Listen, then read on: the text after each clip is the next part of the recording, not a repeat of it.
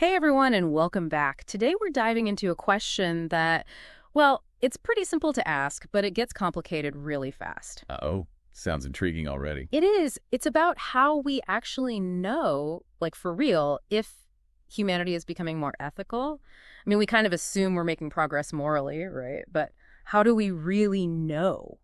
And how do we even measure that? Yeah, that is a fascinating question. It's like we track technological advancements, we measure economic growth, but ethical progress, that's a whole other beast, isn't it? It really is. But thankfully, the chapter we're looking at today really gets into all of this. It's called AI and Ancient Wisdom.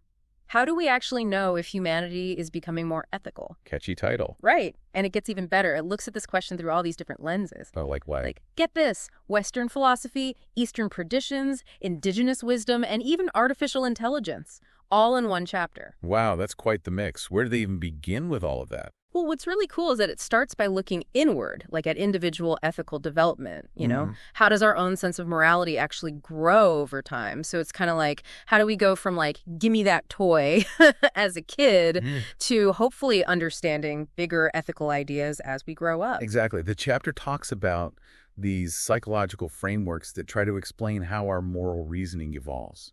Okay, so like, are there stages we go through? Is there like an ethics ladder we climb? Can you take a test to see where you are on the ethics ladder?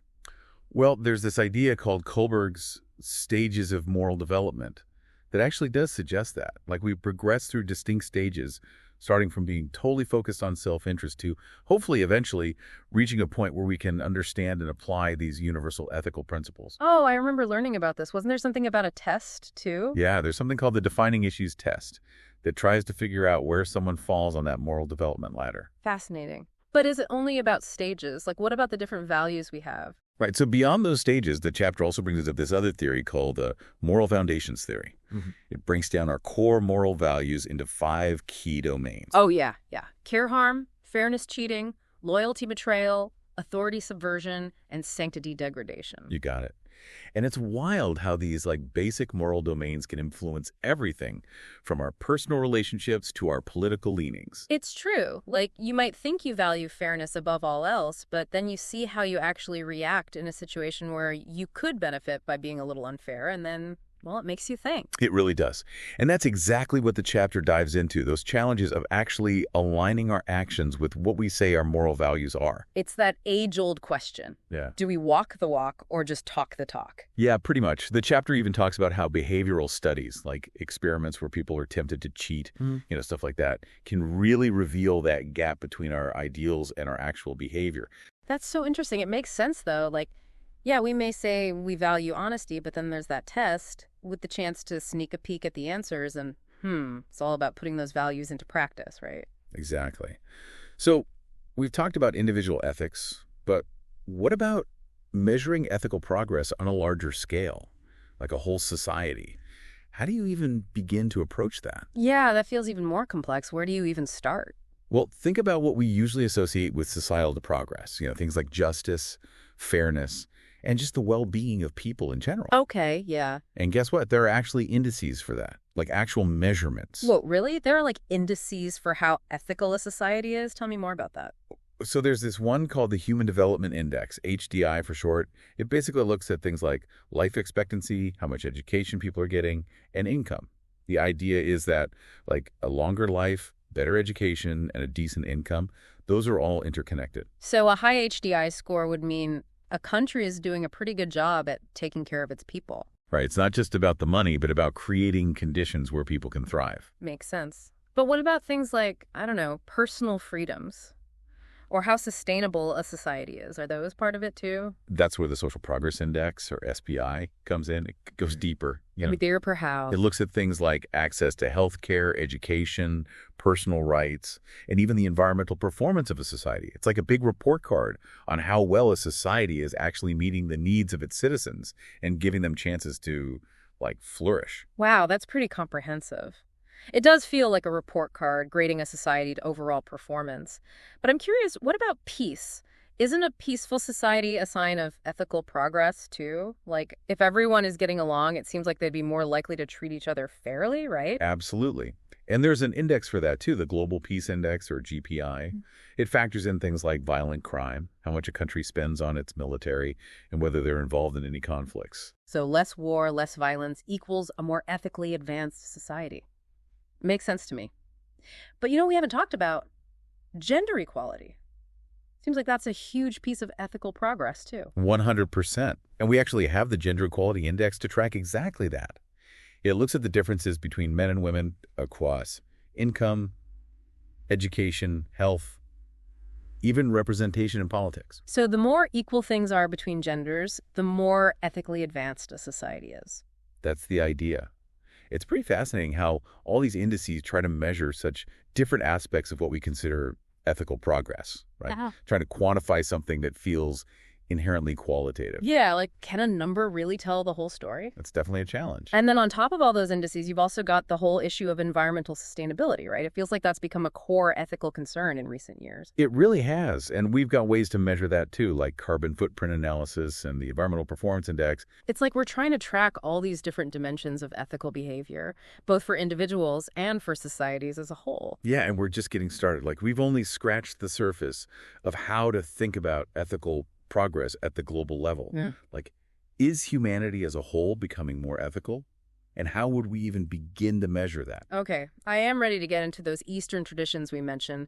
We were talking about how they often focus on things like interconnectedness and harmony, which feels pretty different from that Western emphasis on individual rights and universal moral principles, It definitely is a different approach. And within those Eastern traditions, you've got these rich, varied philosophies like Confucianism, Buddhism, and Taoism. Each one has its own unique take on how to think about ethical progress. Let's start with Confucianism then. What are the big ideas there when it comes to being ethical? So in Confucianism, ethical progress is all about this idea of cultivating virtue. Developing qualities like benevolence, righteousness, propriety, wisdom, trustworthiness, all those good things. So it's not just about following a set of rules, but about really developing your character, your inner moral compass. Exactly. It's about becoming the best version of yourself and then using that, that strong moral character to contribute to a harmonious society. I like that. It's like a ripple effect, right? If you're working on being a good person, it naturally spreads outward and benefits those around you too. That's a great way to put it. And a key concept in all of this is Ren. It's often translated as benevolence or humanity. Okay, so what does that actually mean, Ren? It's about recognizing the inherent worth and dignity in everyone, even those you might disagree with, and treating them with compassion and respect, regardless. I love that. It's like radical empathy. Even when it's hard, it's super relevant these days, It really is.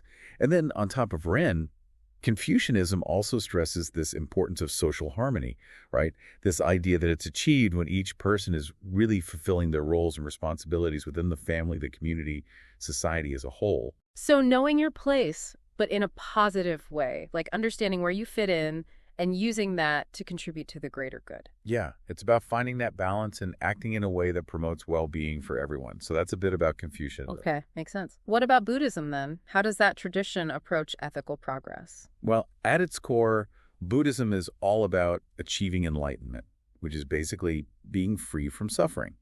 And a big part of reaching that state is all about cultivating compassion and wisdom through things like meditation and mindfulness. I've tried meditating a bit, and I will say it does help me feel more aware of my thoughts and feelings, more grounded. But how does that tie into ethical progress exactly? So in Buddhism, the path to enlightenment is often referred to as the Eightfold Path. Eightfold Path, okay. It outlines these 8 interconnected aspects of practice, and some of those aspects are about ethics directly.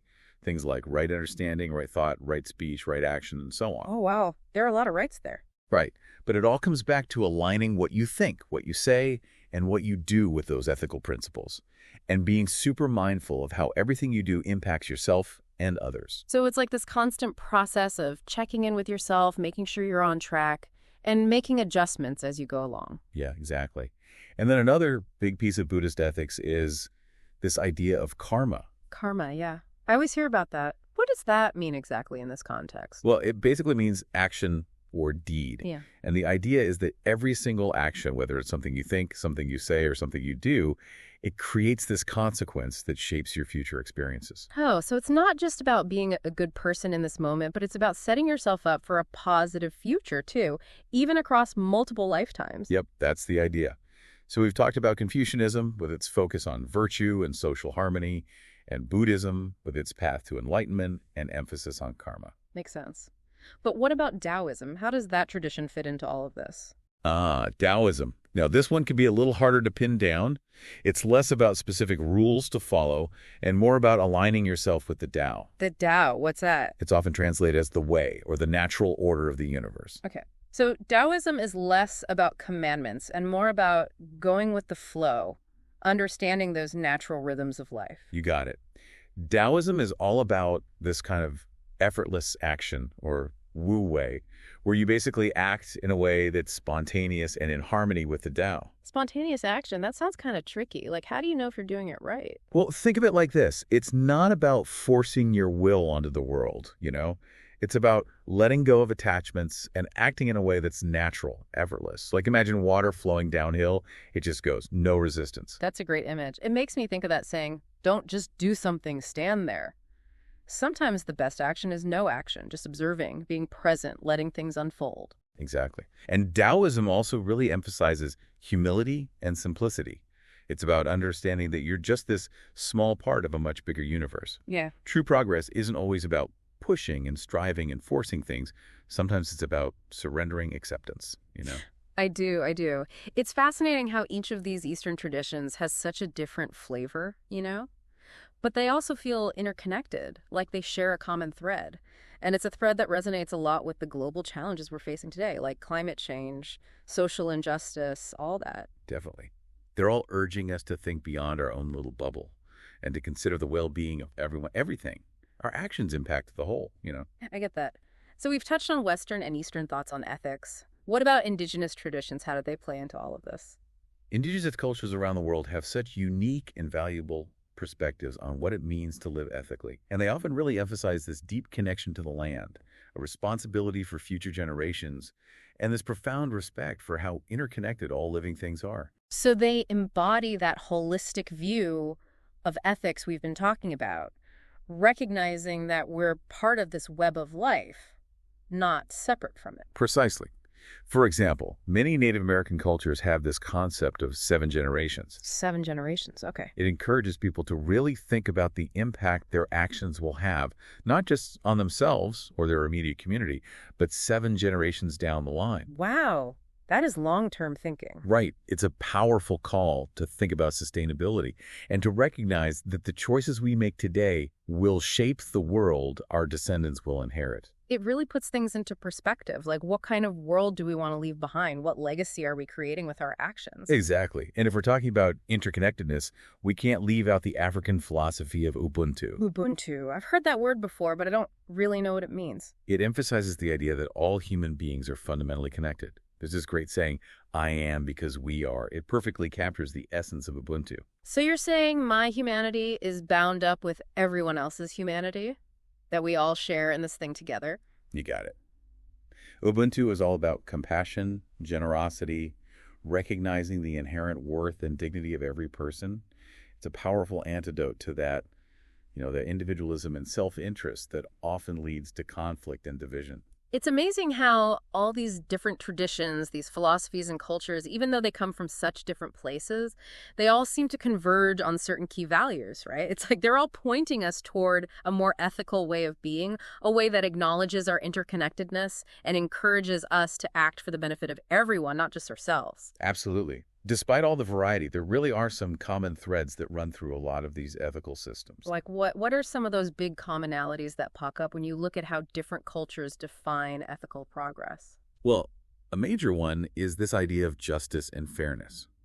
Whether it's framed as individual rights in the West, fulfilling your role in Confucianism, or maintaining that balance in indigenous systems, it all comes down to ensuring everyone is treated fairly and has equal opportunities.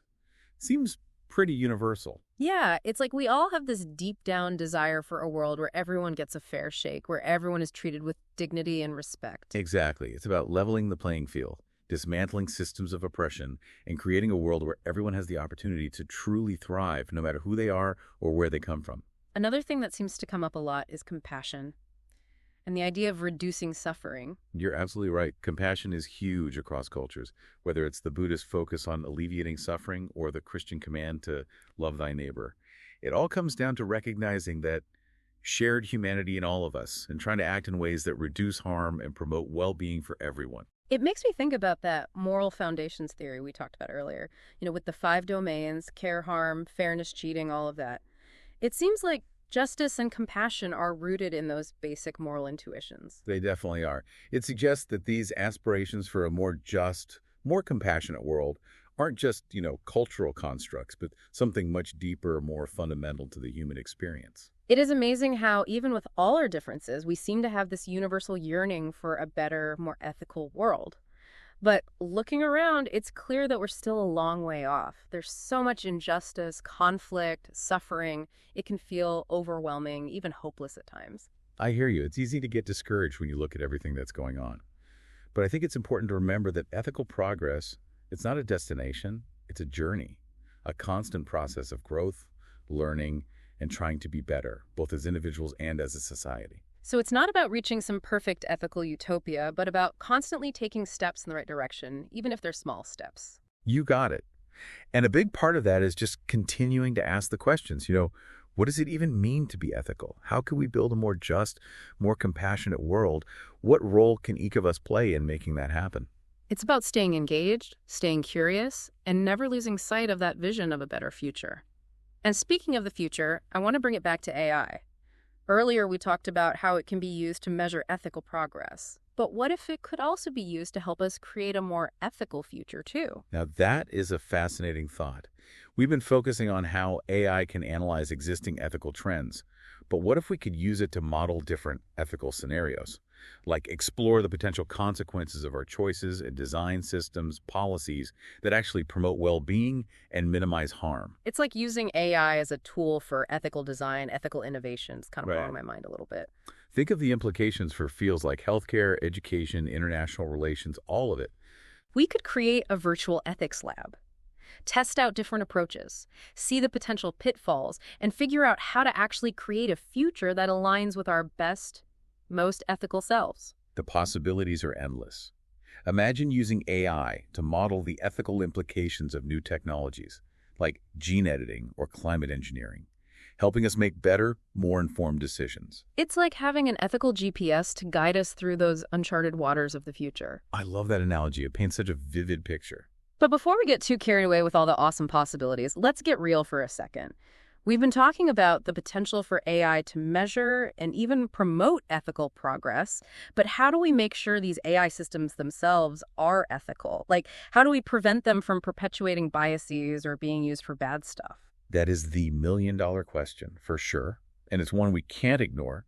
We need to make sure that the development and use of AI aligns with our values and helps us create a world where everyone can flourish. So it's not just about using AI to create a more ethical world. It's about ensuring that AI itself is a force for good in the world. Exactly. It's about responsible AI development. Yeah. Making sure these systems are transparent, accountable, and aligned with our ethical principles. It's a tall order, for sure, but it's essential, right? If we're going to use these tools to build a better future, we need to make sure they're built on a solid ethical foundation. I completely agree. It's a challenge, but one that we need to face head on. It's like we're on the edge of this totally new world where AI isn't just a tool, it's like a partner helping us figure out how to actually be better, ethically speaking. But, I keep thinking back to all those limitations we talked about before, like cultural relativism, biased data, just how crazy complex ethics can be. Could AI really help us with those things, too? That's a great question, and the chapter actually suggests that in some ways, yeah, maybe it can. Let's take cultural relativism, for example. Different cultures have different ideas of right and wrong. Right. Yeah. AI can handle these huge amounts of data from all these different sources. So maybe it can help us move past those simple ideas of good and bad that are just tied to one specific culture. So instead of judging another culture based on our own limited view, AI could help us find that common ground, see the shared values, even if they're expressed in different ways. Exactly. Imagine an AI that could analyze all sorts of stuff. Cultural practices, religious texts, legal systems, even art and literature. And it could find those threads of ethics that connect different societies. It could help us understand each other better, build empathy between cultures. That's pretty mind-blowing, like creating a global ethical tapestry, bringing together all the amazing diversity of human values. It also makes me think about all that stuff we discussed about biased data, how it can really mess up our understanding of ethical progress. Oh, yeah, absolutely. And that's something AI could help us with too. Yeah. It's really good at spotting patterns that humans might miss. Oh, right, like way better than us. Exactly. So we can use it to look at data sets for signs of discrimination, exclusion, stuff like that. It could warn us about potential biases and help us figure out how to collect and use data in a way that's fairer and more accurate. So instead of making bias worse, AI could actually help us get rid of it. That's the idea. And that's so important if we really want to make sure our efforts to be more ethical actually benefit everyone. Yeah, that makes sense. But it all goes back to what we were saying before about transparency and accountability. Oh. We need to make sure those AI systems are designed in a way that reflects our values. You're right. We can't just hand over all ethical decision-making to machines. We need to be involved, be critical, and make sure AI is always used for good. 100%. Human judgment, wisdom, compassion, those are things AI can't replace. But it can be this incredible tool, like a superpower, to help us be more ethical, helping us see more clearly, think more deeply, and act more wisely. We need both, human intelligence and artificial intelligence, working together. Like a partnership, not a takeover. That's it. It definitely feels more hopeful that way. But I guess the big question is, does any of this actually lead to real-world change? Can we actually make the world a better place, ethically speaking? That's the ultimate question, right? And it's tough. No easy answers. But just the fact that we're asking these questions, wrestling with these complicated ideas, trying to find solutions, I think that shows progress. It means we're not giving up. We want to be better. It's like, what's that saying? The journey of 1,000 miles begins with a single step. Maybe ethical progress isn't about reaching some perfect endpoint, but just constantly taking those steps, even little ones, in the right direction.